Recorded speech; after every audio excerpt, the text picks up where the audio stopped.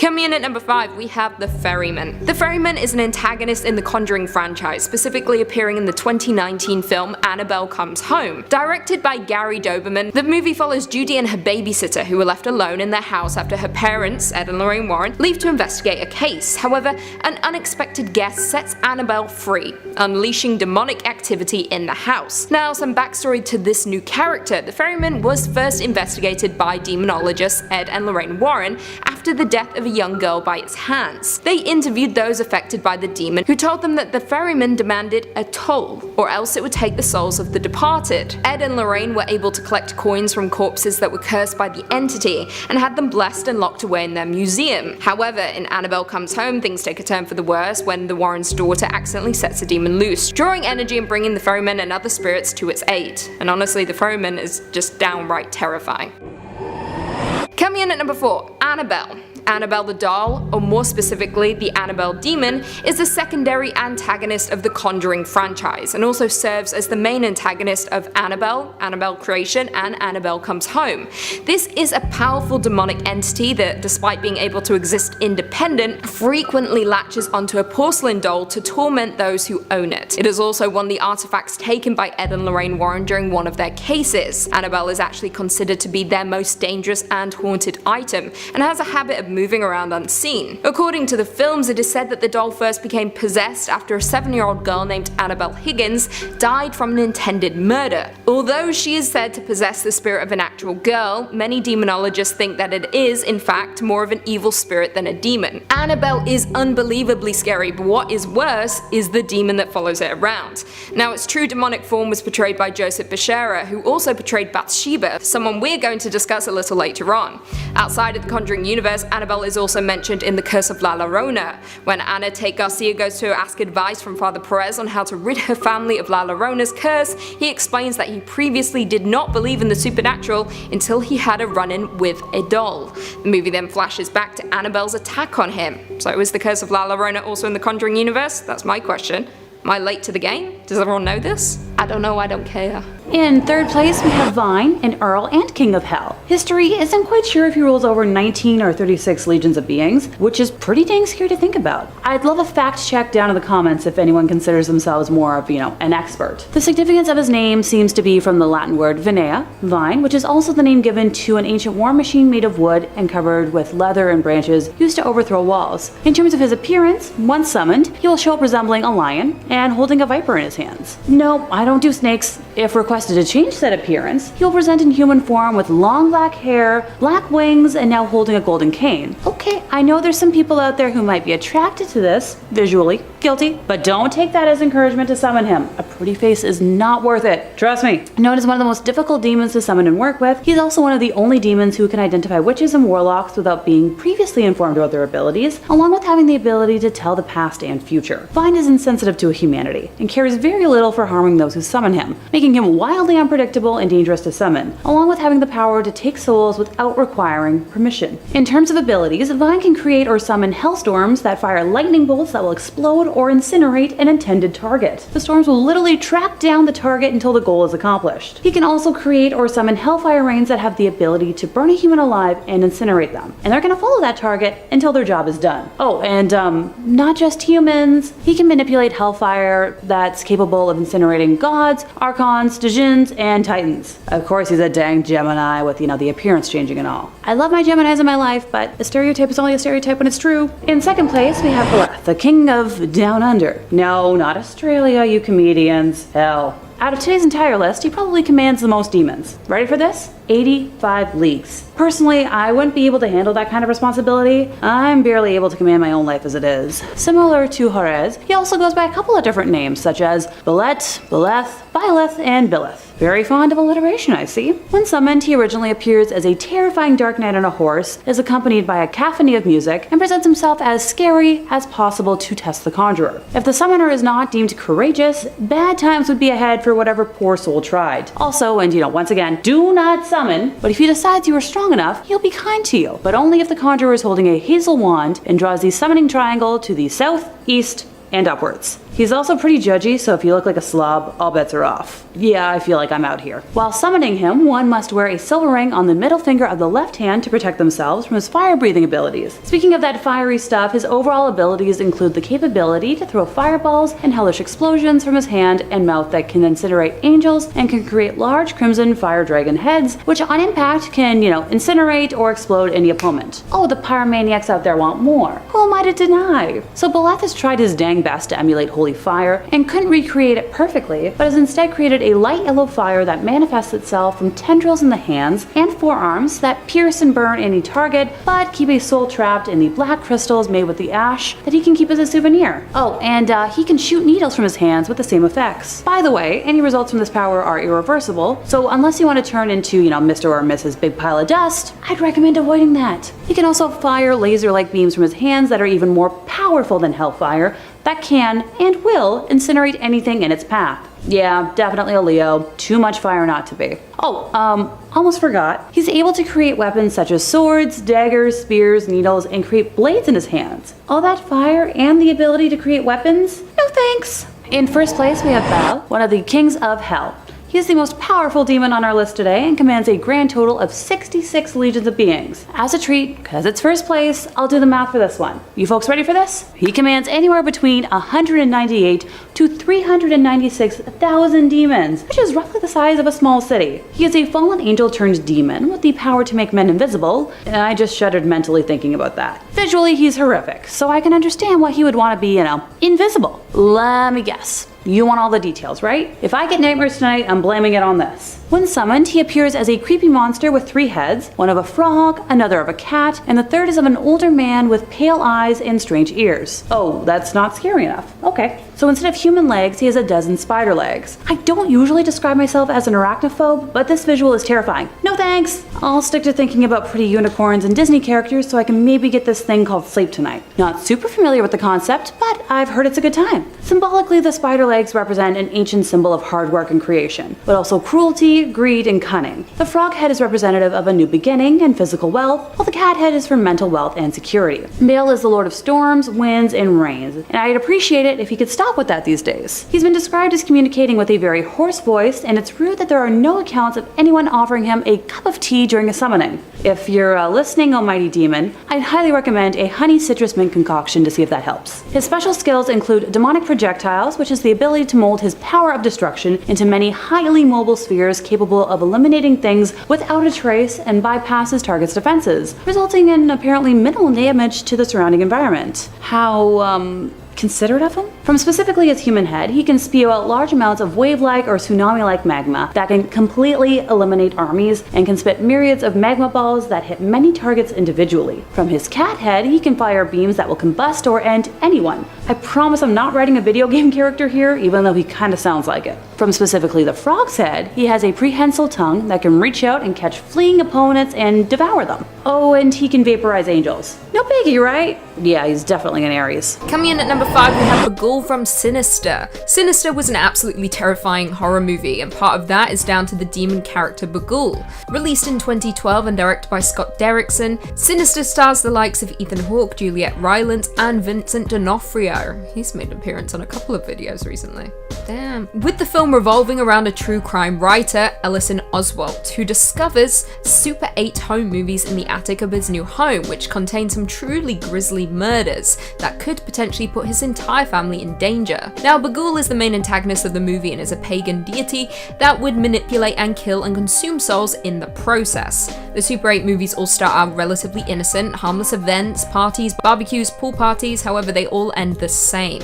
The people on the tape all die in grisly ways, and this is at the hands of Bagul, with him being spotted in every single home movie. His appearance is what makes him the most terrifying, with his suit, long black hair, and featureless face, with a mouth that is sealed shut. On top of that, he has the ability to possess through the video footage, making him a terrifying and powerful demon that you do not want to encounter. Before we jump into number 4, make sure you give this video a big thumbs up, it really helps us out a lot in the YouTube algorithm. Coming in at number 4, we have Abalam from The Last Exorcism. The Last Exorcism was a genuinely creepy movie that I think we don't get to discuss enough. Released in 2010 and directed by Daniel Stam, the film stars Patrick Fabian and Ashley Bell. hell, with it following a disillusioned evangelical minister who decides to participate in a documentary chronicling his final exorcism. However, after receiving a letter from a farmer seeking help driving a demon out of his daughter, he must partake in one last exorcism. The demon within the daughter is Abalam, one of the most unnerving demons depicted on screen in recent years. Now, despite us never seeing Abalam's true form, he possesses the character of Nell throughout, and the acts he forces her to do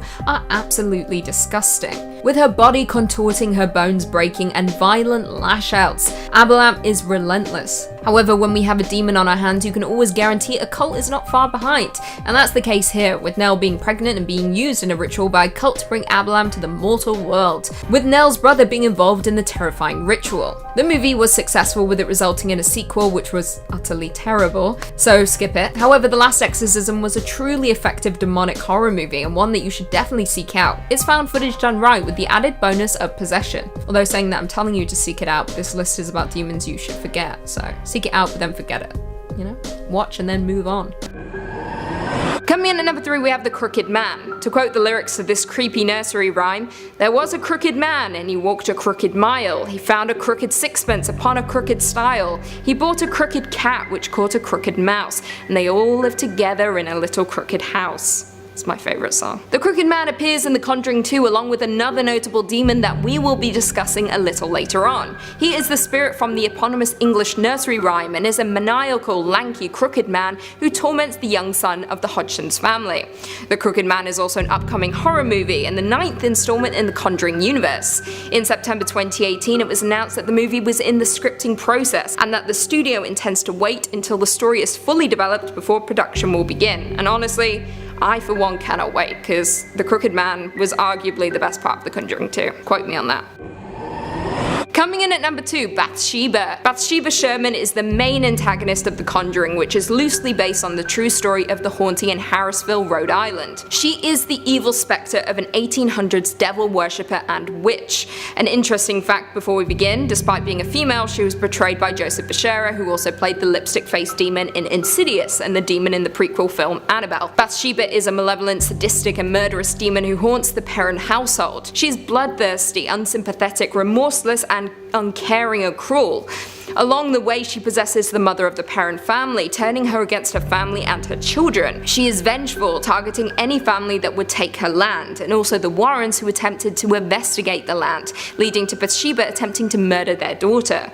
Prior to haunting the Perron family, she was an enthusiastic and fanatical follower of Satanism, which led her to sacrifice her own child to Satan and was willing to die for his beliefs. To quote Carolyn and Lorraine in The Conjuring, "How could a mother kill her own child? It was never a child to her. She just used her God-given gift as the ultimate offense against him." Bathsheba claps, stabs, and screams, making her one of the scariest villains in the Conjuring universe. And finally, coming in at number 1, Valak the Nun. To quote Lorraine Warren in The Conjuring 2, "Your name gives me dominion over you, demon, and I do know your name. You are Valak the Defiler, the Profane, the Marquis of Snakes. In the name of the Father and of the Son and the Holy Spirit, I condemn you back to hell." Valak is the main antagonist of the Conjuring franchise, first appearing as the main antagonist in The Conjuring 2 back in 2016. The film was directed by James Wan and follows Ed and Lorraine Warren as they travel to Britain to assist the Hodgson's family, who are experiencing poltergeist activity at their Enfield council house in 1977, which later became referred to as the Enfield poltergeist, in real life that is. Now, Valak is absolutely horrific and is a very wicked, ruthless, sadistic, cold, and completely despicable demon who appears in the form of a nun. The demon begins to haunt and terrify the Hodgson's family just for its own twisted pleasure. In turn, Valak is feared by the nuns of the Abbey of St. Carter in Romania. It is spiritually oppressive, taunting Lorraine about her faith. On top of that, Valak is shown to be intelligent, calculated, well organized, and a good mastermind, being able to disguise itself as a nun to not be noticed. Valak has also worked alongside other demons, including Annabelle's spirit. In mythology, Valak is known as the Great President of Hell, with over 30 legions at its command. The demon often manifests as an angelically winged boy riding a two-headed dragon, and it possesses the power to find treasures. In the case of the film, Valak's treasure was the vision of Ed Warren being impaled, which it offered to his wife Lorraine as a gift. So sweet. Number 5. The Incubus. One of the more taboo evil demons on this list is the incubus, the male equivalent to a succubus. While a succubus is known for seducing sleeping men in order to impregnate themselves with ghostly children, the incubus comes into a woman's bed while she is asleep and impregnates her. She then carries the baby to term, giving birth to deformed witches, wizards, or demons. Not all of these offspring become evil, however, with the first legend of a wizard being fathered by an incubus actually being the legendary wizard who served King Arthur during the days of Camelot, Merlin. In the late 1400s, demonology text Malleus Maleficarum by the German Catholic clergyman Heinrich Kramer, the author talks about incubi and states that there are 5 ways to get rid of them: moving the afflicted woman to a different location, exorcism, sacramental confession, the sign of the cross, or excommunication of the attacking entity, which even the book itself admits is basically just another term for exorcism. If we are to believe Kramer's account, then incubi seem to be relatively easy demons to get rid of, being subject to all the usual tricks of the exorcist trade, and being able to be shaken by simply moving. But according to the works of the Franciscan friar Ludovico Maria Sinistari, they are much more difficult to deal with than the typical demon, with him saying that an incubus does not obey exorcists. They have no dread of exorcisms, show no reverence for holy things, and at the approach of which they are not in the least overawed. If this is true, then getting rid of an incubus could be a deeply traumatic and maybe even impossible task. Because we do not know which description of their strengths and weaknesses is the more accurate one, it is probably best to simply avoid any situations or rituals that could result in the summoning of an incubus, no matter how long of a dry spell you are dealing with, or how desperate you are becoming. Number 4.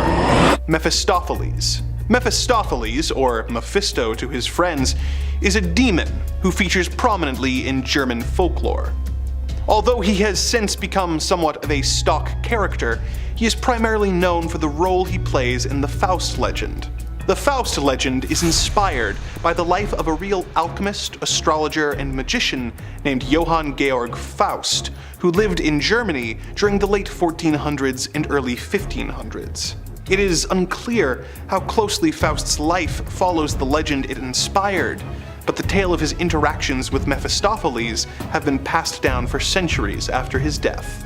In the folk legend, Faust has become depressed with his life as a scholar and tries to take his own life.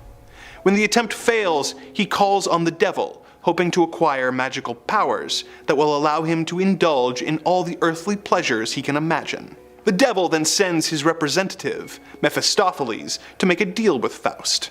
Faust and the demon broker a deal that will make Mephistopheles serve Faust with his powers for a set number of years. When that time is up, Mephisto will claim his soul and take Faust to hell, where he will be punished and forced to serve Satan for all of eternity.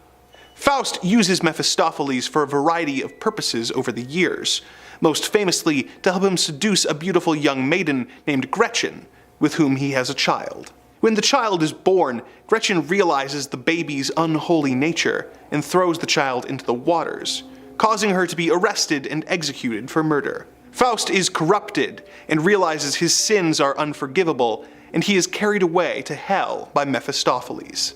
True or not, the Faust legend has become deeply ingrained in culture, and despite the initial benefits Mephistopheles may present you with, he is not worth summoning. Coming in at number 3, we have John Ketchum from the Amityville Horror. I'm going to specifically be discussing the 2005 remake of the Amityville Horror, a movie that I still can't quite decide if I enjoy, although saying that Melissa George does make everything better, and Chloe Grace Moretz just tends to make everything a little bit worse. So, double-edged sword. Not a double-edged sword. It's like a nice edge and then a sharp edge.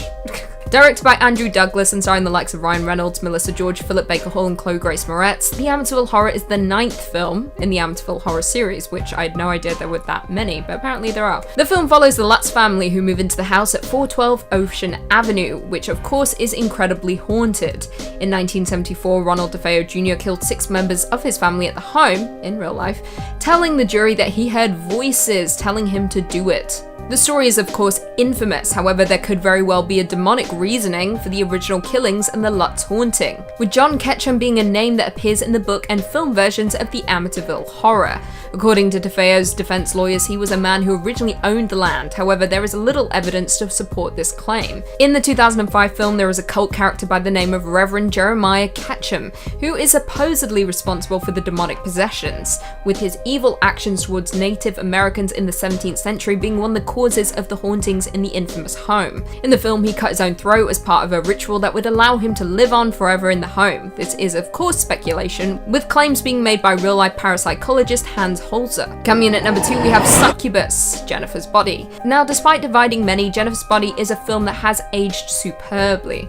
It garnered a lot of negative attention when it was first released, however many are now changing their tune and apologizing for the former criticism and hailing the film as a cult classic and a feminist horror. Released in 2009 and directed by Karen Kusama, Jennifer's Body stars the likes of Megan Fox, Amanda Seyfried and Adam Brody, with it following Jennifer, a teenage girl who was involved in a satanic ritual by a band who wanted to garner success by making a deal with the devil. However, for the ritual they needed a virgin and Jennifer was not one, which instead resulted in her turning into a demon, specifically a succubus. Jennifer has to feed, resulting in her taking the lives of her fellow classmates, while her best friend is forced to deal with the situation and the monster her best friend has become. Now, a succubus is a demonic sexual predator who seduces men to feed on their flesh and souls in order to garner strength and to survive. This is exactly what goes down in Jennifer's Body, with Jennifer garnering many powers and abilities in the process, including enhanced strength, superhuman speed, immortality, healing factor, infectious bites, flight, seduction, desire, and psychic link. She is incredibly powerful, capable of manipulating everyone around her with the art of seduction. However, she isn't immortal, and we learn this by the end of the movie as she is forced to face off against her best friend. And finally, coming in at number 1, we have Bathsheba from The Conjuring. Bathsheba Sherman is the secondary antagonist of the first Conjuring movie and is arguably one of the most terrifying characters to appear in the Conjuring series. Released in 2013 and directed by James Wan, The Conjuring is a supernatural horror movie starring the likes of Patrick Wilson and Vera Farmiga as paranormal investigators Ed and Lorraine Warren, who are said to have been involved in many famous haunted house cases and possession cases, including the Amityville Horror. The film itself follows the Perron family, who move into a farmhouse only to be tormented by disturbing events and ghostly entities, including Bathsheba Sherman. Ed and Lorraine Warren are ultimately called upon to save the family from the demons plaguing their lives. Now, Bathsheba was supposedly born in 1812 and was related to one of the witches executed in the Salem witch trials. 51 years later, she married a rich man and gave birth to her first child. However, after a week, her husband caught her attempting to sacrifice the child to the devil. Sucks. With Bathsheba climbing to the top of a tree, claiming her love for Satan, and cursing all those who would live on her land. She then proceeded to take her own life. Now, when the Perron family moved into the home with their 5 daughters, Bathsheba turned her attention towards them, harming the family's dog and possessing the mother of the family. She is relentless and torments the family mercilessly until the Warrens step in to rid the demon from the home. Do they do it? You'll have to watch and find out. I don't remember. They probably do. Annabelle's in there somewhere. Is Annabelle in the first Conjuring? I don't know. Kicking off our list, we have the Grand Marquis of Hell, Andros. Depicted as an angel with either a raven's head or riding a raven, Andros is said to sow discord and can be very dangerous to the unprepared. According to the legend, it takes courage to summon Andros, since he will test the summoner's courage before appearing. The summoner can be given knowledge of hidden truths, but at a great risk, since he is known to deceive and manipulate. From what we know so far, would you ever try to invoke him? And if so, what precautions would you take? Share your thoughts in the comments section below. Andros is often invoked by those seeking revenge or justice, making him a popular choice among dark practitioners. He is also associated with the element of fire and is said to have control over destructive forces. Seen as a demon of war and conflict, Andros is often depicted as riding into battle on a black horse and wielding a sword. Obviously, this solidifies his reputation as a powerful and fearsome entity. As with many demons, there are those who believe Andros can be beneficial if summoned and controlled properly, but it's important to remember the risks involved when dealing with such dark entities. It is always recommended to seek proper guidance and protection before attempting any summoning rituals involving Andros or any other demon. On top of that, Andros is believed to have a special connection with crows and ravens. These birds are often seen as messengers of darkness, which further adds to the ominous aura surrounding Andros. Some also believe that Andros Andross has the power to shapeshift into different forms, making it easier for him to deceive his victims. This ability adds a level of unpredictability and danger when dealing with this demon. Next up, we have Belith, a powerful and frightening king of hell who commands 85 legions of demons. He is known for his furious and roaring voice, and he rides a pale horse. Belith is depicted as a soldier wearing red armor with fiery eyes and a fierce countenance. Belith's name derives from the Canaanite god Baal, which means Lord. He was worshipped by ancient civilizations as a deity of fertility, rain, and storms. However, in Christian demonology, he is seen as one of the most dangerous demons capable of instigating bloody wars and causing destruction. Belith is also known for his ability to deceive and manipulate humans. He can appear in the form of a man or beast, often taking the shape of a cat, dog, or even an angel.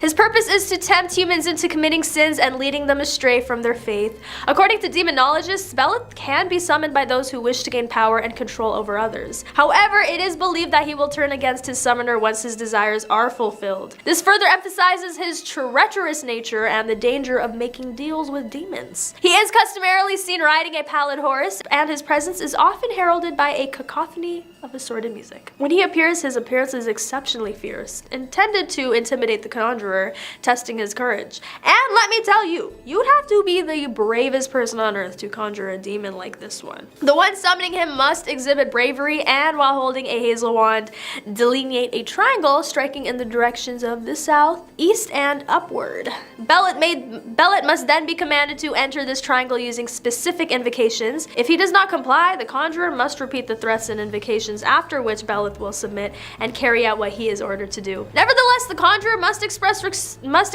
respect and pay homage to Belith due to his status, and hold a silver ring on the middle finger of the left hand against his face in accordance with the traditions of infernal kings and princes preceding Amen. And our runner-up is Paimon, a demon king who is incredibly obedient to Lucifer. Paimon is known to grant many wishes, and his presence is always marked by loud music. When you think of a demon, you immediately imagine something horrendous looking, right? But don't be fooled by Paimon. This demon is portrayed as a strikingly handsome man, adorned with a crown of great value astride a dromedary. Sounds too good to be a demon, right? Frequently, a procession of demons and ghouls bearing a humanoid form precedes him, creating music with various instruments such as trumpets and cymbals. Upon arrival, he greets with a thunderous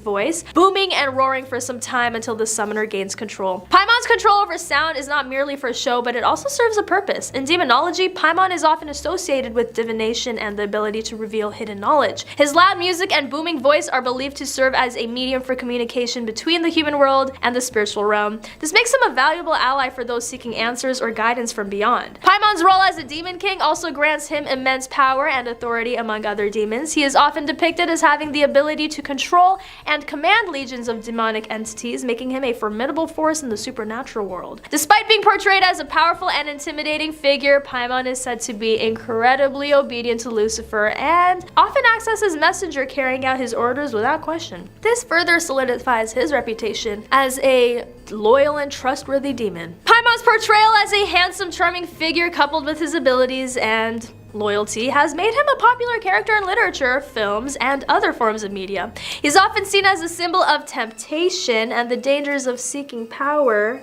and knowledge from dark forces. However, it should be noted that Paimon is still a demon, with all the malevolent intentions and desires that come with it. While he may grant wishes and reveal hidden knowledge, his ultimate goal is to corrupt and tempt humans into serving him and ultimately falling under the influence of Lucifer.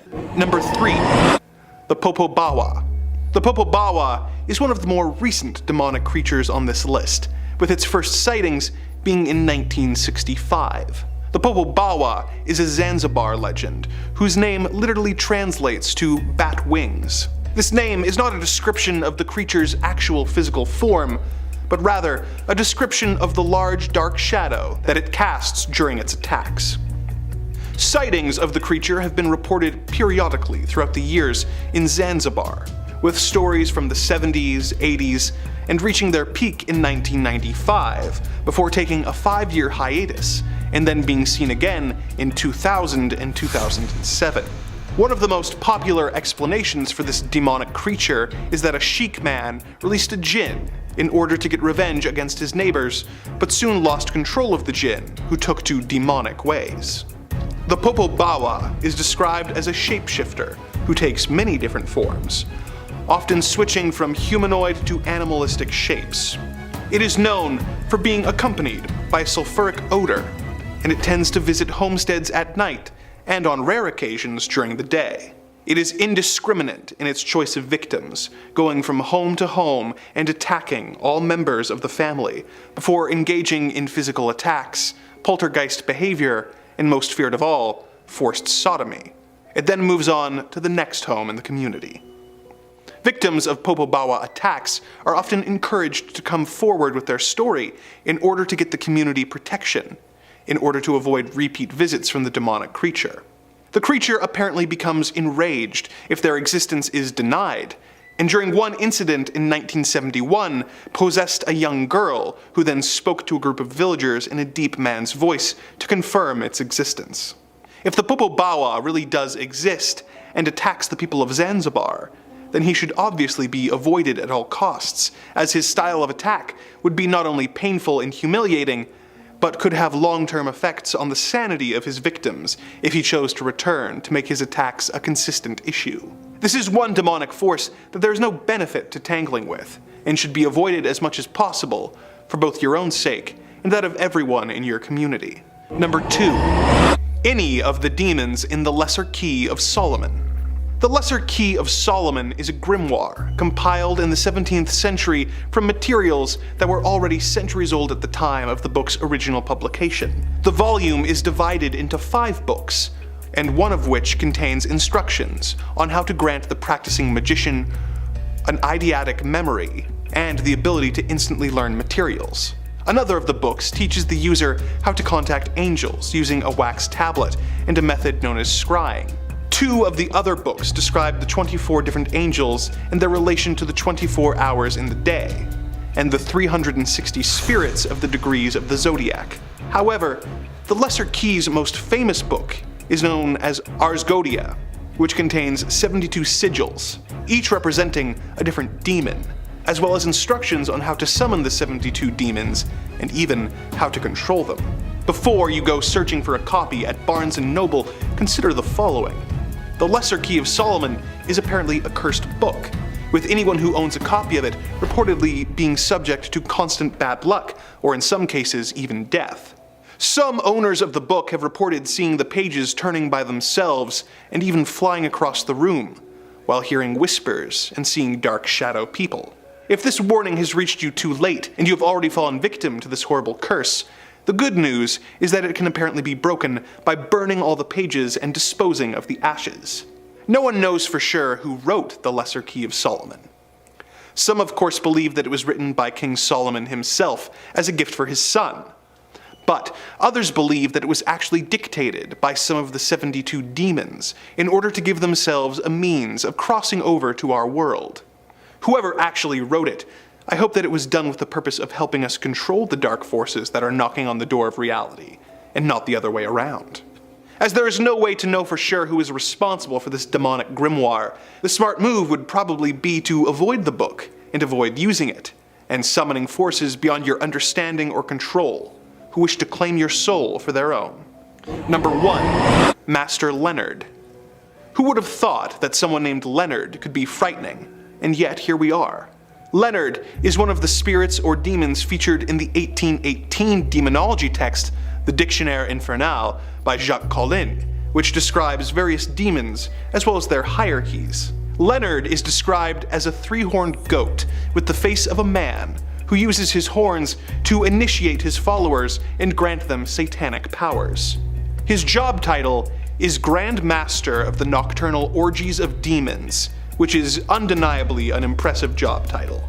He is known for having banquets thrown in his honor by his followers, where they all consume the flesh of a stillborn goat, which is then eaten without salt and boiled with reptiles in order to depurify the sinless meat.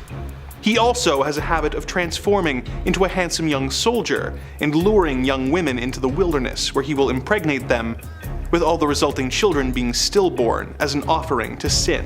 Male followers of Leonard are granted the ability to transform into monstrous animals, or even into the incubi, which we already detailed.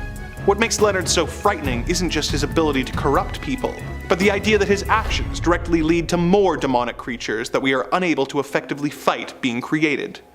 In order to keep our world as demon-free as possible, Master Leonard and his parties should probably be avoided, no matter how fun some parts of them might seem. With that, another one of our journeys together is complete. I hope that you have come away from this with a greater understanding of the evil forces that are at work in the world, and why it would be unwise to interact with or summon them in any way. The evil forces that run this dark dimension have asked that I remind you to like, comment, and subscribe, lest they be forced to offer you up as a sacrifice to the various creatures of hell. Nothing in this world is free, so ask yourself, would you rather pay for this video with engagement or your eternal soul? Starting with number 5, we have Behemoth. No, not the ride at Canada's Wonderland. I'm talking about the mythological beast that dates back to the beginning of mankind, and whose name is now an adjective for any large or powerful being. The name Behemoth originated historically from the archaic Jewish name for hippopotamus, and is described as a beast from the biblical book of Job. He is a form of the primeval chaos monster created by God at the beginning of creation, being paired up with the other chaos monster Leviathan. And according to later Jewish tradition, both would become food for the righteous at the end time. Hey, if I wind up qualifying as righteous, can I have a funnel cake instead? Once again, not any kind of reference to the theme park. These beings came first, but now I'm kinda in the mood to tackle a roller coaster. Well, I've established that Behemoth was a brutish beast known for incredible strength. Legend says he was originally created to help stabilize the world, and is known to create chaos in humans' lives, just like my roommate. He is said to take the form of a colossally large elephant with pitch black eyes covered in white scales that appear to be falling off, and has teeth the size of Mount Everest. Yeah, that's a little too big for my liking. The direct quote from the book of Job that I mentioned earlier is as follows. 15 Behold Behemoth, which I made as I made you, he eats grass like an ox. 16 Behold, his strength in his loins, and his power in the muscles of his belly. 17 He makes his tail stiff like a cedar, the sinews of his thighs are knit together. 18 His bones are tubes of bronze, his limbs like bars of iron. 19 He is the first of the works of God, let him who made him bring near his sword. 20 For the mountains yield food for him where all the wild beasts play. 21 Under the lotus plants he lies, in the shelter of the reeds and in the marsh. 22 For his shade, the lotus trees cover him, the willows of the brook surround him. 23 Behold, if the river is turbulent, he is not frightened. He is confident through Jordan rushes against his mouth. 24 Can one take him by his eyes, or pierce his nose with a snare? Behemoth and Leviathan make an appearance in Revelation 13, as they try to fight against God and can be only slain by God. Thessalonians 2:8, Revelation 19:19-20, both these beasts are extremely strong, unruly, and untamable in nature. In Revelation 13:11-12, then I saw another beast coming up out of the earth, and he had 2 horns, like a lamb, and he spoke as a dragon. 12, he exercises all the authority of the first beast in his presence, and he makes the earth and those who dwell in it to worship the first beast, whose fatal wound was healed. And that's enough Bible babble for right now. In 4th place, we have Vine, an Earl and King of Hell. This Earl commands a simple 36 legions of demons. Because I know y'all are gonna make me do the math for this one, a legion is anywhere from 3,000 to 6,000 demons. So roughly between 108 to 216,000 demons. Where's my gold star for calculating that? And how are there so many demons? The significance of his name seems to be from the Latin word vinea, vine, which is also the name given to an ancient war machine made of wood and covered with leather and branches, used to overthrow walls. In terms of his appearance, once summoned, he will show up resembling a lion and holding a viper in his hands. Now, I don't do well with snakes, so if you request him to change said appearance, he will present in human form, with long black hair, black wings, and now holding a golden cane. I know there's people out there who might be attracted to this, present company included, but don't take that as encouragement to summon him. Known as one of the most difficult demons to summon and work with, he is also one of the only demons who can identify witches and warlocks without being previously informed about their abilities, along with having the ability to tell the past and future, which I can see is kind of tempting. Vine is insensitive to humanity and cares little for harming those who summon him, making him wildly unpredictable and dangerous to summon, along with having the power to take souls without requiring permission. I repeat, dangerous. Right in the Zephyr, the 16th spirit of Arscoetia, shifted from his angelic roots to to one of the distinguished dukes of hell. He embodies the visage of an indistinct soldier garbed in red armor and attire. His infernal responsibilities revolve around love, lust, and sodomy, harboring no affection for mankind. Predominantly, he is invoked by male disciples to induce women to love them. The price of this induced love is infertility. The women affected will not bear the man's children and may even become barren. Zephyr is also known for his love of beauty and luxury. He can often be found indulging in lavish feasts and parties, enjoying the finer things in life. This demon sounds a little bougie. However, Zephyr's true power lies in his ability to manipulate emotions. Not only does he have the power to make women fall in love with men, but he can also incite feelings of jealousy, hatred, and anger in those around him. This power makes Zephyr a dangerous adversary, as he can turn friends against each other or cause chaos and destruction with just a flick of his wrist. He is also known for being quite cunning and manipulative, often using his charm to get what he wants. But despite his sinister reputation, Zephyr is not all bad, apparently. He is said to be fiercely loyal to those he considers friends and will do anything to protect them. He also has a deep love for music and is known for his beautiful singing voice. Perhaps the most intriguing aspect of Zephyr is his seemingly contradictory nature.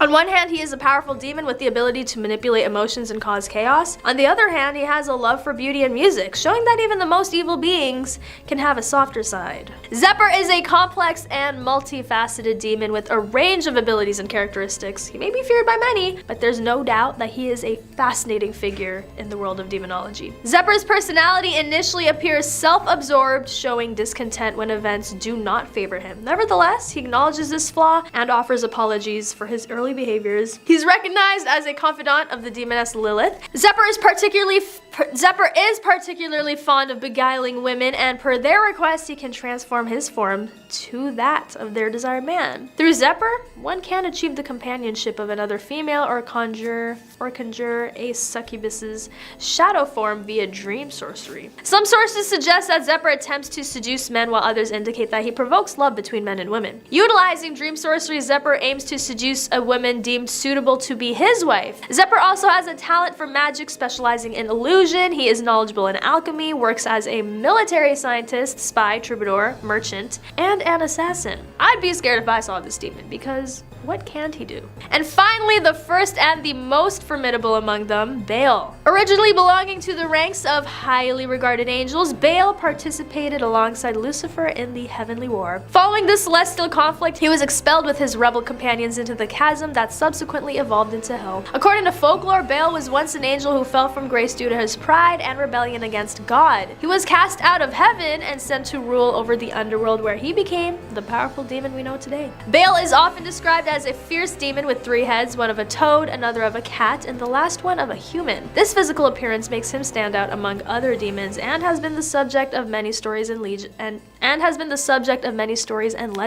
Baal has the power to make those who summon him invisible, and his eerie presence is marked by a hoarse voice. Despite his fearsome reputation, Baal has also been known to be a patron of artists and writers. It is said that he can inspire creativity and bring success to those who seek his guidance in their creative pursuits. In some traditions, Baal is also associated with protection and can ward off evil spirits or curses. It's believed that wearing an amulet or talisman with his symbol can provide a shield against malevolent forces. However, summoning Baal is not without its dangers. He must be approached with caution and respect, as he is known to possess great power and knowledge. Failure to show proper reverence and control during a summoning can result in disastrous consequences. Despite this, many still seek out Baal for his abilities and knowledge. His power over invisibility and protection make him a valuable ally to those who are willing to take the risk of summoning him. But like all demons, Baal is ultimately bound by his own nature and desires. It's important to remember that he is not inherently good or evil, but simply a being of immense power with his own motivations and objectives. He's the king ruling over 66 legions of demons. Baal has the power to make those who summon him invisible, and his eerie presence is marked by a hoarse voice. In at 5, Mammon. In the New Testament of the Bible, Mammon is a fallen angel. His name is thought to mean money, material wealth, or any entity that promises wealth. He's essentially the embodiment of the cardinal sin, greed. Sounds like a swell guy. He is associated with the greedy pursuit of gain. I quote, "You cannot serve both God and Mammon." He is often personified as a deity and is included amongst the 7 princes of hell. According to some readings, he is the son of Lucifer himself, conceived before his father fell from heaven and born after he was sent sent to hell. Before his fall from grace, I quote, "He was more interested in heaven's golden pavement than its celestial leader. From the underworld he comes up with schemes to manipulate humans into adding to his fortune. He is supposedly so powerful that innocent humans can be corrupted by him, adding to his treasures and fortunes instead of virtues that they can carry up to heaven." In at 4, Abaddon. Abaddon is known as the angel of the bottomless pit, one of the many fallen angels we have on our list. In the New Testament book of Revelation, they are described as the king of an army of locusts, as well as Destroyer, the angel of the abyss. As the king of locusts, he has an army resembling horses with crowned human faces, women's hair, lion's teeth, wings, iron breastplates, and a scorpion stinger. Nasty. Many believe Abaddon to be the Antichrist, but others identify him as the angel as Satan. According to Revelation 9:1-11, after the 5th angel sounds his trumpet, a star falls from heaven and opens the bottomless pit. As a storm of smoke arises, and from the smoke a plague of locusts emerge to torment, but not kill, men who lack the seal of God on their foreheads for 5 months. His origin gets a little hazy, making him appear to be the servant of God, yet also a servant of Satan. Guess it's up to you what you believe. Middle of the pack. In 3rd place, we have Pazuzu. If your first response was to say bless you, we have the same sense of humor. You may be familiar with references made to him in The Exorcist and the House of Ashes video game, but we're not talking about Linda Blair's acting today. As an apotropaic entity, he was considered both a destructive and dangerous wind, but also a repellent to other demons, one who might safeguard the home from their influence if he was in the right mood. Remember, if he was in the right mood. Kinda like me sometimes. He is quoted as introducing himself by stating, "I am Pazuzu, son of Anubu, king of the evil Lilu demons. I was enraged in violent motion against the strong mountains and ascended them." Lilu demons are the class to which Pazuzu and his leagues of demons belong. There is also a notable connection to the earlier Babylonian personifications of the 4 winds. These beings, as depicted on several cylinder seals, have wings, and each represents a different direction of the north, south, east, and west winds. It's important to note that noted professor of ancient studies Franz Wigerman calls attention to the crooked positioning of the masculine west wind in seals. Franz Wigerman calls attention to the crooked positioning of the masculine west wind in seals, which is similar to the posture in Pazuzu's physical depiction. More connections appear in later seals, as this same bent-over figure takes on talons and a scorpion's tail. The main difference in their depictions is the head, and the conclusion was made that it is Pazuzu's body and not his head that denotes him as a wind demon. Another scholar, Scott Neweagle, asserts that Pazuzu's possession of 4 wings links to the term kipatu, meaning circle, loop, circumference, and totality, suggesting his control over all cardinal directions of wind was inherited from his predecessors. Pazuzu was often depicted with a man's body, the head of a lion or a dog, talons for feet, 2 pairs of wings, a scorpion's tail, and a serpentine phallus. Around now you might be thinking, Pazuzu is a long name, he has to have some sort of a, nickname or other moniker, right? Sure. He's been called the agony of mankind, suffering of mankind, or disease of mankind. Take your pick. This god of wind and plague is known as Lucifer's right-hand man and has the power to control and rule over other evil spirits, being known to bring forth droughts and famine. It is said that he conspired with Lucifer to overthrow God, and they were thrown out of heaven together. He is fond of corrupting the innocent and good, being known to offer help that appears good and benevolent, but actually requires recipients to request more of his assistance, sending them further and further into his debt, sentencing them to an afterlife of eternal agony. See, reality is agony enough, so I'll pass. Our runner-up for today is Sergat, first mentioned in history in 1517, whose deceptive and cunning mind make him one of the most tricky demons you could possibly think of summoning. Due to his name, he is associated closely with Saturdays. Sure, he might be the least known demon on this list, lacking the background detail that emphasizes the other demons, but he is still very much to be feared. He is known as the one who can open all locks, which may seem a little silly on the surface level, but once summoned, he is impossible to escape or to conceal yourself from unless it's on his terms. Targets of Sergat are relentlessly pursued until found, and then presented with imagery until they go mad. He was the last demon to be summoned by known demon hunter and documentarist Pope Honorarius in his grimoire. Honorarius had thoroughly documented the strengths and weaknesses of every demon he summoned during his research into the oncoming War Against Demons, but had only written ability to open locks about Zergat before his untimely death, leaving history to believe Zergat was responsible for this event. Now, I'm not going to spell out how to summon him, because I hope I've made it clear enough by now that I exist to discourage that kind of behavior, but I did find it kind of neat that one would need a nail from an old coffin to do so. Oh, and before I forget, Zergat is invisible when he manifests, making him easy to lose track of. And in first place, we have Beelzebub, Lord of the Flies, Lord of Dung, and God of Filth himself. He is described visually as a smaller and hunched over creature with red or purple skin, ram horns, a forked tongue, and a long tail, along with incredibly powerful wings. Kinda sounds like a D&D character. He often prefers to appear as a fly when summoned, which may sound innocent until you consult history. Flies were believed to have been born from rotting flesh and, plagues. According to Christian beliefs, he began his career as a false god, convincing men to worship him and trick them, so he could give faulty advice that would harm instead of helping those in need. Before in the comments asks for a Bible citation, since I haven't been including them for all of the listings today, I'll mention it now. In Mark 3:22, the scribes accused Jesus Christ of driving out demons by the power of Beelzebub, the prince of demons. The name also appears in the expanded version in Matthew 12:24, 27, and Luke 11:15, 18, 19, as well as in Matthew 10:25. Jesus knew their thoughts and said to them, "Every kingdom divided against itself will be ruined, and every city or household divided against itself will not stand. If Satan drives out Satan, he is divided against himself. How then can his kingdom stand? And if I drive out demons by Beelzebul, by whom do your people drive them out? So then they will be your judges. But if I drive out demons by the Spirit of God, then the kingdom of God has come upon you." Funny. Hanging around this spooky stuff has me quoting the Bible more than I ever thought I would in my lifetime. Guess I should have paid more attention in my middle school religion classes, or when I was altar serving as a kid, instead of just figuring out the perfect angle to tip a candle at to splash wax on my arm. What? I never said I was a normal kid. Beelzebub is commonly described as placed high in hell's hierarchy. According to the stories of the 16th century occultist Johann Weyer, Beelzebub led a successful revolt against the devil, is the chief lieutenant officer of Lucifer, the emperor of hell, and presides over the Order of the Fly. And I thought I was a workaholic. The 17th century exorcist Sebastien Michaelis, in his admirable history, placed Beelzebub among the three most prominent fallen angels, the other two being Lucifer and Leviathan. John Milton, in his epic poem Paradise Lost, published in 1667, identified the unholy trinity of Beelzebub, Lucifer, and Astaroth, with Beelzebub as the second ranking of the many fallen angels, a quote from him claiming Satan except none higher sat. In simple English, only second place is Satan here. His specialty is in tormenting mankind, causing wars, instigating murders, and known for his ability to place humans under the spell of other demons upon request. One thing historians haven't been able to settle on is which major sin he represents, with some claiming pride, others gluttony, but also some claim idolatry. Personally, since he allegedly originated from being a false god, I'm going to side with idolatry. But let me know in the comments which one you believe. Coming in at number 5, we've got Asmodeus. A lot of folks take great issue with some of those classic vices. You know the ones: sex,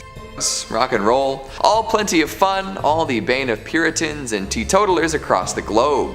If you delve too deeply into any of the above, you could find yourself receiving plenty of disapproving looks. Too bad, considering how much folks tend to enjoy these things. Is it possible to have too much of a good thing? Hard to say, especially these days. Who knows when the good won't be available anymore. However, traditionally folks have looked down upon those consumed by lust, whether it be carnal, money-focused, or otherwise. Thankfully, you can blame a demon for all those urges. Isn't life funny that way? Who made up morality anyways? Why not just explain it all away by saying it's totally out of your control? Beautiful, it makes up for everything. So we've got Asmodeus, the supposed son of Adam, once an angel of harlotry. Of course, his angelic properties aren't really around anymore, as he fell from heaven and now lives as a demon in the underworld. With time, he became more well known for stuff like gambling and lust, and somehow became Lilith's husband, which is fun. The two of them, both labeled temptresses, produced all sorts of demonic babies to keep the fires of hell hot. There's also the famous story of Asmodeus killing 7 husbands in a row to keep one woman from consummating her marriage. Like, every time she got married, Asmodeus would show up and murk her husband before they could do the deed. But then she'd go out and get married again. At some point you think she'd learn and see a pattern and stop feeding her suitors to a demon, but hey, maybe she liked the demonic attention. Asmodeus is pretty wicked looking too. Rocking 3 hideous heads, this demon gets around by riding a dragon. This isn't his only look though, as he can appear as a few other forms to appeal to different types of people. I mentioned gambling before, and anyone with that kind of habit can thank Asmodeus for it. Gotta love it. Lastly, his powers do tend to get stronger in November, so once Halloween wraps up, be on the lookout. Lust might not stick around as easily once everyone puts away their sexy costumes, but hey. Coming at number 4, we've got Abbasathebu. Rocking with another fallen angel here, we've got Abbasathebu. A little tougher to say and spell, but just as scary and powerful. Raunchy as all hell, too.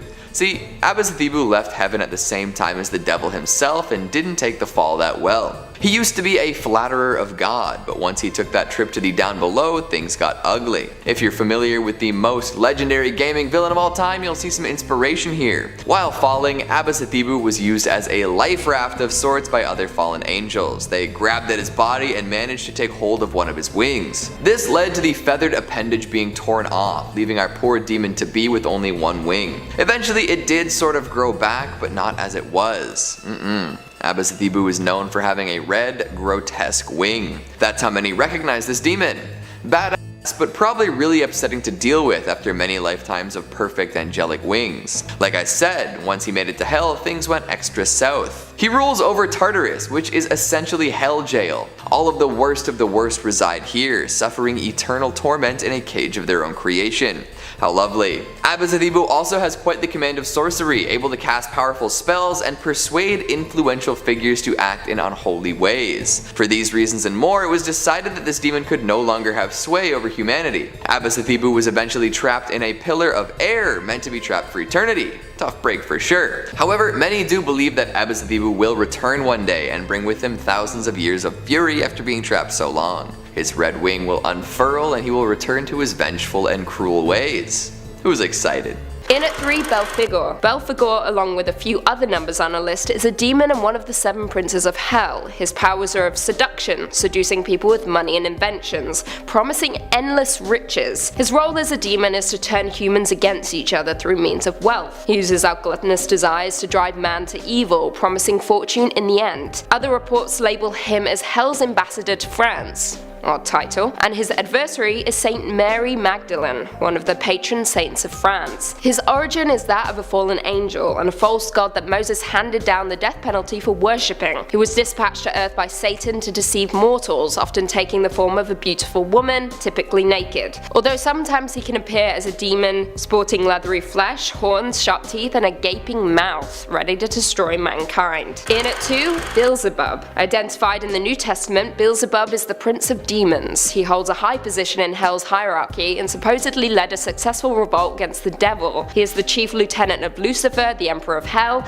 and is often placed among the 3 most prominent fallen angels, the others being Lucifer and Leviathan. He is capable of flying, which is the worst, and is known as the Lord of the Fires or the Lord of the Flies. Beelzebub is rumored to be responsible for many demonic possessions throughout history. One of the most famous is the possession of Anneliese Michel, a teenager who was diagnosed with epilepsy before a number of exorcisms were later performed, eventually resulting in her death. Beelzebub was also believed to be sowing his influence in Salem, Massachusetts. His name was repeatedly mentioned during the Salem witch trials. And finally, in at number 1, Lucifer. In classical mythology, Lucifer, meaning the bringer of light, was the name of the planet Venus, though in many cases Lucifer was represented as a winged child pouring light from a jar, or even a man bearing a torch. Now in Christianity, as we know, Lucifer became so obsessed with his own beauty and intelligence that he began to desire the honor and power that belonged to God, corrupting him and forcing God to cast him down to the underworld. It is also noted that once he was cast down, he changed his name from Lucifer to Satan, meaning adversary, and following the second coming of Christ, he was bound to the pits of hell during the 1,000-year millennial kingdom over which Christ ruled. All in all, Satan is widely known as the devil himself, an evil entity that seduces humans into sin. He possesses power over the fallen world and a host of various demons. In Judaism, Satan is regarded as an agent subservient to God. There is no answer to whether Lucifer and Satan are 2 separate entities or whether Lucifer's fall from heaven created Satan, but an examination of several passages reveals that he can be none other than Satan, the devil himself. Jumping in at number 5, we have Belial. Belial, whose name in Hebrew literally translates to worthless or yokeless, was canonized as the leader of the Sons of Darkness in the Dead Sea Scrolls. If you didn't know, the Dead Sea Scrolls are an an ancient Jewish text discovered in 1947, which are believed to have been written before 400 BC and refer to a wide host of demonic beings. Seriously, it's spooky how much they name drop them. In these scrolls, Belial is described as both the king of evil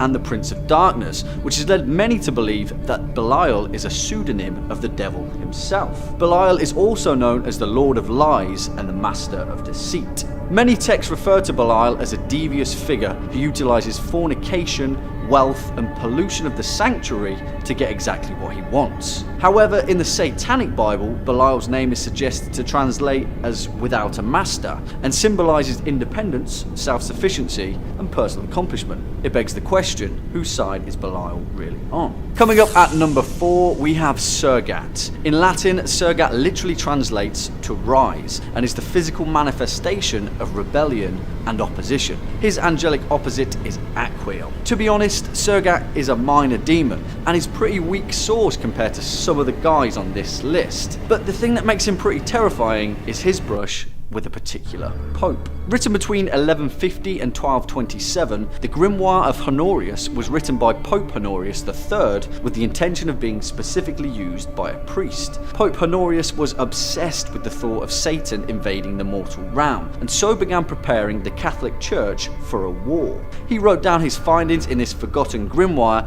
which wasn't unearthed until 1760. Honorius began his training by purposefully summoning demons, and then banishing them again in a sort of weird, spooky, demonic boxing session. It proved quite effective, and the Pope soon started to get a handle on the armies of hell. He'd write down the name of each demon he fought and leave an elaborate explanation of their strengths and weaknesses. Kind of like a Pokédex, but for demons. That is until he came face to face with Surgat. All that was written in his section of the grimoire was that Surgat is he who opens all locks. That was the last demon that Pope Honorius noted down in his book.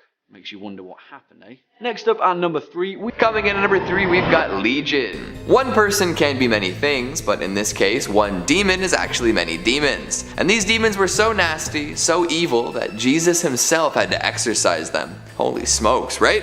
Legion is quite popular in the pop culture pantheon, and many famous exorcisms and related events seem to use him as the prime example. With so many demons dwelling within one main demonic form, they can take over the souls of people relatively easily and with varied results. However, all of the demons that make up Legion act as a sort of hive mind. They all have the same knowledge, thoughts, and reactions to things, and if one demon from the collective experiences something, they're all aware of it. With all of that knowledge and the ability to spread out all over the place, Legion can be a terrifying adversary. And even though Jesus does manage to send Legion back to hell in the Bible, there isn't much guaranteeing that many parts of Legion can't come back. Most folks only experience Legion as individual parts too. This is when the demon is at its weakest, as each individual piece of the whole only holds so much power. Were Legion to assemble all of the many together, we could be in trouble. Imagine all the limbs. Coming in at number 2, we've got Vetus.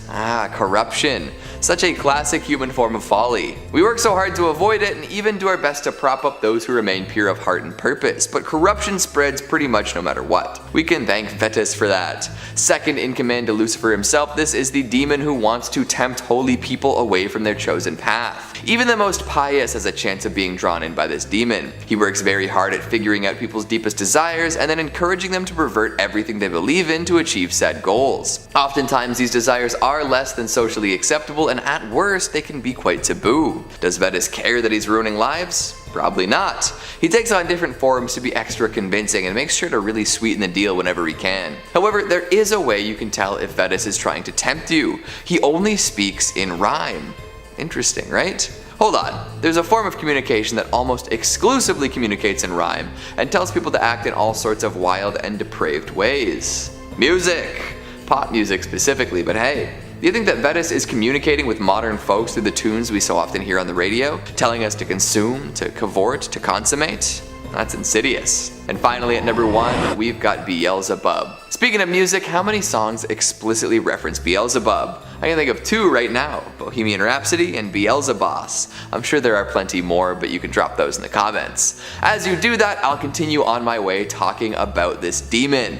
Beelzebub, the Lord of the Flies, the devil, but also maybe not the devil. There's so much to say about this particular demon and so little time in which to do it. I'll see what I can do with what we've got today. So the Lord of the Flies may be associated with literature read in schools these days, but back before we had a tale of British boys losing their minds on an island, that association with insects was filthy.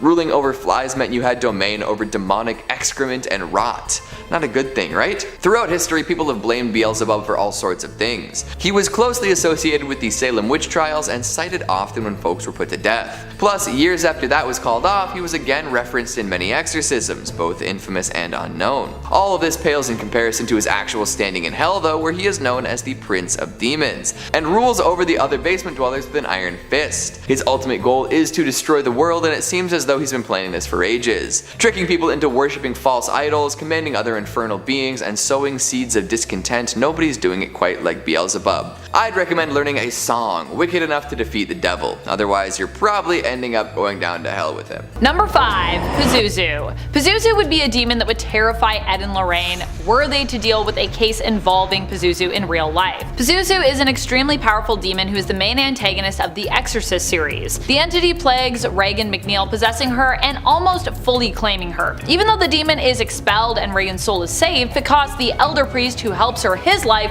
and Damien Karras, the younger priest, something far worse, his soul. In the newest chapter of the Exorcist franchise, it appears that Pazuzu may have grown in power, possessing not 1 but 2 girls at once. However, it's also possible that Pazuzu has made a friend or perhaps recruited a fellow demon to join them in their evil plan. But it's been implied and suggested that this is a more synchronized possession, where the demon plaguing the 2 girls, whether it is Pazuzu or is not and is just pretending to be, can take hold of both of them at once. We'll have to wait and see if this is actually one entity and if the film marks the return of Pazuzu or not, as Exorcist Believer comes out later this month on October 27th. Pazuzu is one of my worst fears personally. When it comes to the initial Exorcist movie that Pazuzu appeared in as the demon possessing Regan, I was terrified to watch it. I remember going to Halloween movies and us putting on scary films to watch, and for me, Exorcist was always one of the most terrifying, the one that haunted me the most after I left. This was because Pazuzu felt like such a smart and indomitable threat in the first film. This was a demon that refused to be bested even when the cavalry were called in, even when priests who had experience dealing with demonic possession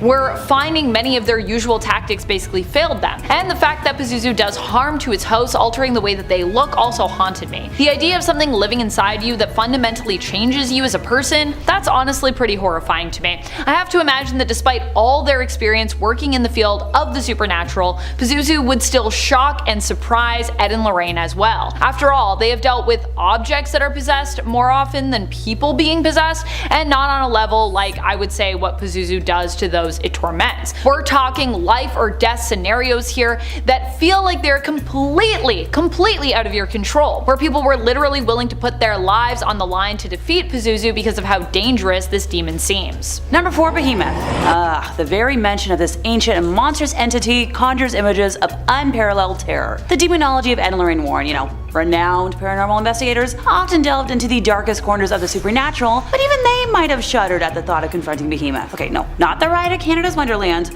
I'm talking about the mythological beast that dates back to the beginning of mankind, and whose name is now an adjective, for any large or powerful being. The name Behemoth originated historically from the archaic Jewish name for hippopotamus, and is best described as a beast from the biblical book of Job. He is a form of the primeval chaos monster created by God at the beginning of creation, being paired up with other, chaos monster Leviathan, and according to later Jewish tradition, both would become food for the righteous at the end time. Hey, if I wind up qualifying as righteous, can I just have a funnel cake instead? Once again, not any kind of reference to the theme park. These beings came first, but now I'm kind of in the mood to tackle a roller coaster. In religious and mythological texts, Behemoth is a primeval force, a creature of immense power and malevolence. Its name alone invokes fear, as it's often associated with, chaos, destruction, and chaos on an apocalyptic scale. Described as a colossus monstrous being, Behemoth is often depicted as a grotesque combination of various animals, a nightmarish fusion of strength and ferocity. He is said to take the form of a colossal large elephant with pitch black eyes covered in white scales that appear to be falling off and has teeth the size of Mount Everest. Its mere presence is said to bring about cataclysmic events, shaking the very foundations of the world. One can only imagine the sense of dread that Ed and Lorraine, who confronted numerous supernatural entities throughout their careers, might have felt in the face of such an ancient and malevolent force. Behemoth represents the embodiment of the darkest aspects of the human psyche, a symbol of the unknown and the terrifying. For the Warrens, who devoted their entire lives to investigating and combating paranormal forces, Behemoth would have been the ultimate challenge, a test of their faith and courage. It is a testament to the depths of their dedication and strength, of their convictions that they were willing to confront such formidable entities in the name of protecting others from the forces of darkness. In the realm of demonology, Behemoth stands as a symbol of the enduring power of fear and the human fascination with the unknown. Its legend serves as a reminder that even in the face of unimaginable terror, there are those who are willing to confront and challenge the forces that seek to harm humanity. As, a lot of us contemplate the legend of Behemoth and the fearless pursuit of truth by individuals like Ed and Lorraine, we are reminded that the human spirit has the capacity to confront even the most terrifying of demons, and in doing so, shed light on the mysteries of the supernatural. We have the Great Duke of Hell, Berith. Also referred to as Balberith, this guy is a pretty formidable dude. Known in the Infernal Dictionary as the Great Duke of Hell, Berith commands 26 legions of demons and is a pretty big player in the fiery depths below. According to Aleister Crowley's illustrated Goetia, those that attempt to speak with Berith soon learn that he's a formidable liar. Crowley refers to him as speaking with a clear and subtle voice, and is a liar when not answering questions. To speak with Berith, the conjurer must wear a silver ring and hold it clearly to their face in respect to the Great Duke. If not, Berith will consume the conjurer for not sincerely paying their respects. Berith is often depicted as a soldier, dressed in red clothes, riding a red horse and wearing a golden crown. His main function is to corrupt those that crave power, and is often found lingering on both sides of a war. In 1612, a nun from Aix-en-Provence was possessed by Berith. During the exorcism, Berith gave up his own name, as well as the names of all the other demons possessing her, but also the names of the saints who would be most effective in opposing them. That guy loves a good fight. Bringing it up at the rear at number 2, we have Pazuzu. Dating back to ancient Mesopotamia, Pazuzu is the king of the demons of the wind. He is the bearer of storms and the bringer of drought, and is often depicted with the body of a man, the head of a dog, and the talons of an eagle. In the possession case of Roland Doe, the story that inspired The Exorcist, Pazuzu is the chief demon that possesses the boy. He is known to be an incredibly intelligent demon, and is renowned for scheming and corrupting the pure of heart. He takes most pleasure, though, from corrupting the purest of the pure, and is often depicted trying to possess children for sport. It is also thought that Pazuzu predates most other demons, and is thought to be an Oberith, an ancient evil that manifested itself from the abyss and has been tied to Earth for millions of years. Strangely though, Pazuzu finds reference in a huge number of ancient societies, from Mesopotamia to Sumeria to ancient Babylon. In some, he is revered as a saviour and protector, others a demon who should never be summoned. Followers of the Oberith often carve wooden statues of the demon and worship him in the hope that Pazuzu will one day reveal his true name to them. No thanks. And coming in at the top spot, number 1, we have Azazel. Azazel, or Satan, or Lucifer, or the devil, or Baphomet. You know this guy. He's the king of all demonic possession, and he loves nothing more than a group of teenagers standing around a pentagram and beckoning him forward into the mortal realm. The Horn Prince is heavily related to the image of the goat, and we often see him depicted with hooves, horns, and a tail. But this actually has some substance to it. In Abrahamic society, a priest would whisper the prayers of a village into the ears of a goat, and then sacrifice it in the hopes that their prayers would be answers. But in fear of Azazel corrupting the goat, they select an extra goat, often referred to as a scapegoat, and use it as a decoy. They'd then send it out into the desert, hoping they'd wasted a little bit of time for the devil. Now, we all know that's probably not the case. He's a tricky one. In the Dead Sea Scrolls, Azazel is referred to in the Book of Giants, and connects him with the story of the fallen angels. In this, he teaches men the art of war, and also teaches women the art of witchcraft and painting the body. Generally, Azazel pops up in pretty much every possession story ever, and it's probably wiser just to avoid him altogether. Speak of the devil, and the devil shall appear. In at 5, Abizu. From Jewish mythology we have Abizu, also known as Obizu, Obuza, Obizouth, and Bizo. This demon is infertile and, well, pretty pissed off about that. Her sole purpose is to seek out pregnant women, possess them, causing miscarriages and stillbirths, purely out of bitterness and jealousy due to not being able to bear a child. She's quite the asshole. Even worse, she's described as having scale and snake-like qualities. No thank you. In at 4, Vapula. In Christianity, Vapula is the Duke of Hell and a high commander of various legions of demons. He is an incredibly intelligent demon and well versed in philosophy, so if you find yourself suddenly struck with unexplainable knowledge, you may just be possessed by this little devil. His favourite pastime is paranoia. That's right, he will turn loved ones against loved ones in order to watch humanity burn around him and draw the sinful into the depths of the underworld. Number 3, the red-faced demon Sixtas. Probably one of the most terrifying entities to appear in the Insidious franchise. The red-faced demon is the one who takes and possesses Dalton in the first Insidious movie. While not always the main demon and supernatural threat of the franchise,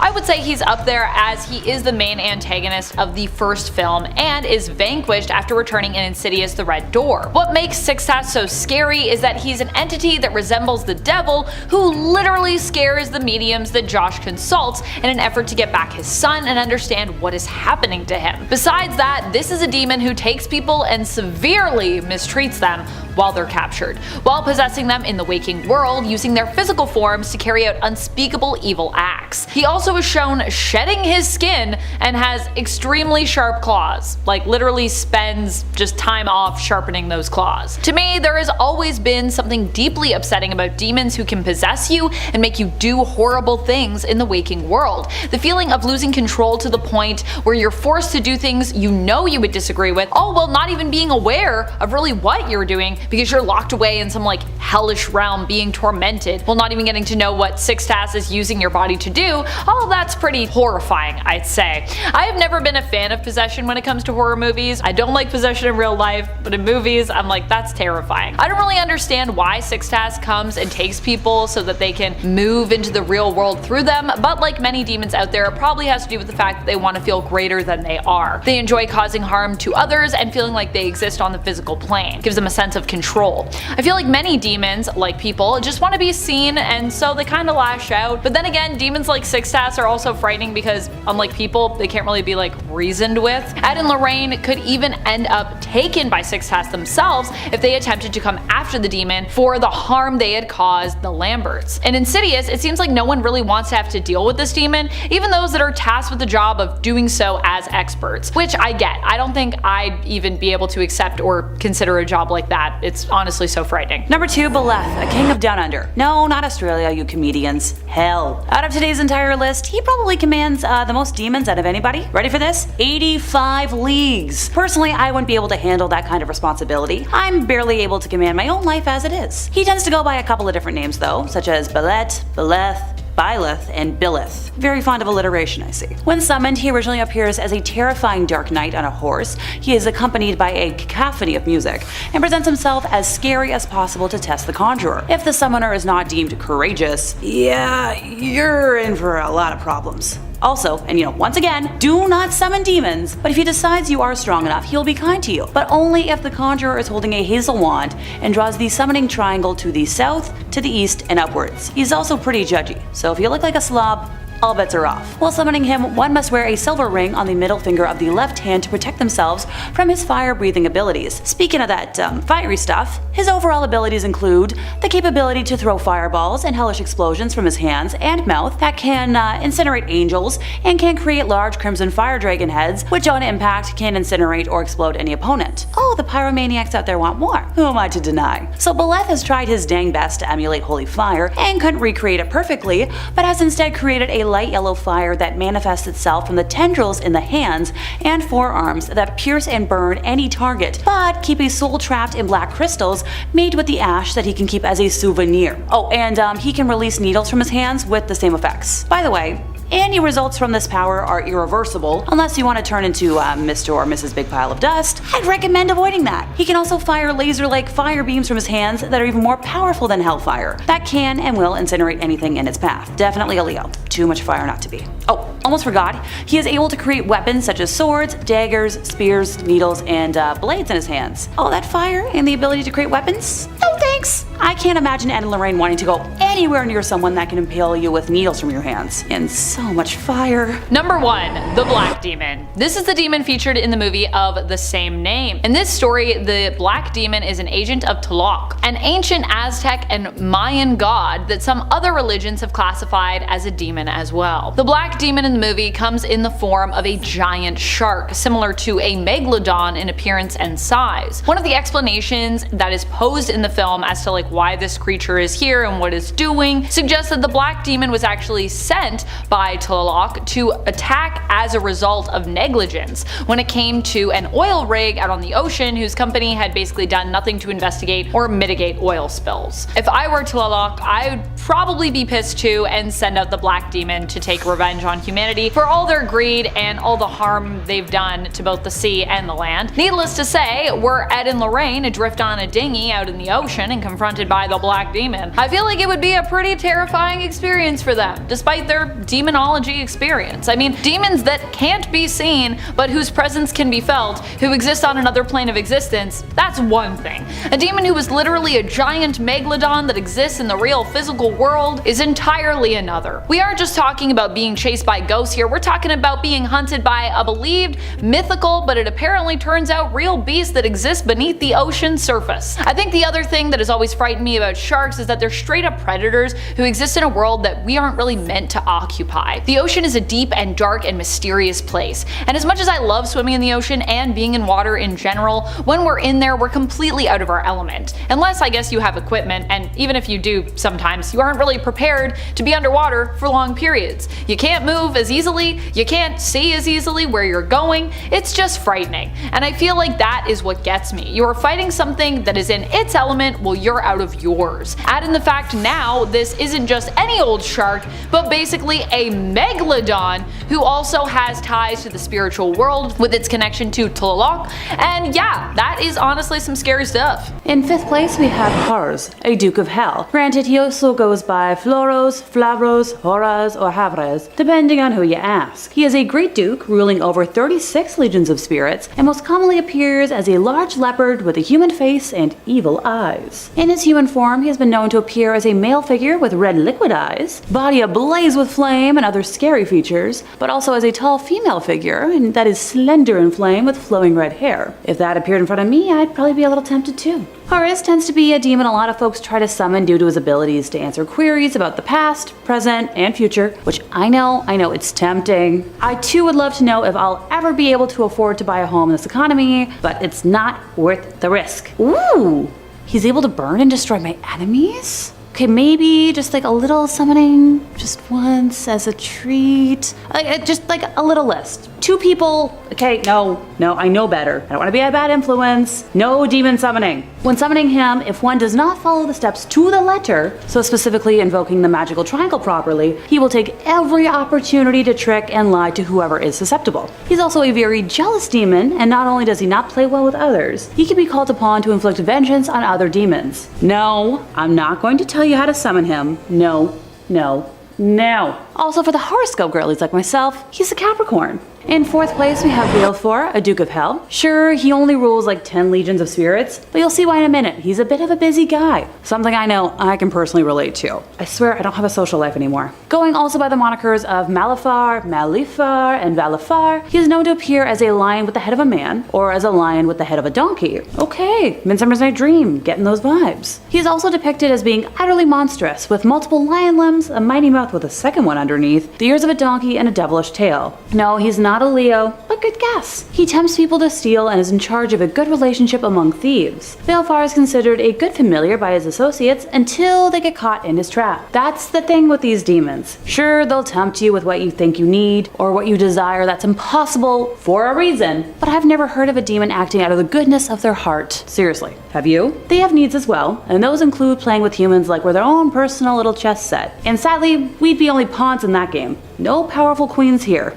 Or so you could think. A goal of his is to collect human greed and manifest it as glittering treasure, while he teaches loyalty and the art of manipulation. Other demons refer to him as a tricky a-hole, so do with that information what you will. Most demons tend to show up, do what's needed, and then buzz off to wherever they need to go next. But Veilforth will join you on whatever adventures you go on, even after the original summoning. But you should be careful, because if you're not smart enough or you're a bad sorcerer, he's gonna trick you as well. I'm not shocked. You shouldn't be shocked. He's able to manipulate angels and wizards to commit crimes and steal secrets for his own benefit, and he can use hellfire to dazzle the enemy with blinding explosions or to attack and defend himself. So while watching whoever he perceives as an enemy, he can use combustion to end someone by making them burn alive and create a wall of hellfire on command. Funny enough, he's a Taurus, so happy birthday, you stubborn demonic thing. No, you are not invited to any birthday parties. In at 3, Jikiniki. This demon appears in Japanese Buddhist mythology and is known as Jikiniki. It comes from the spirits of those who are, I quote, greedy, selfish, and ungodly.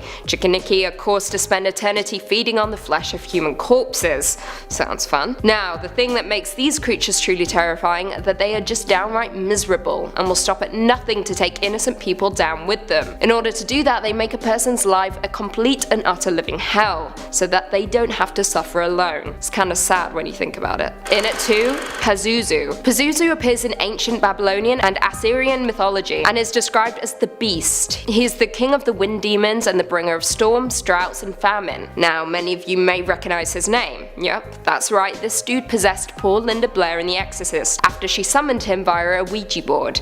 Bad girl. Not only is he known to bring famine upon unfortunate souls, but he's also the bringer of disease and pestilence.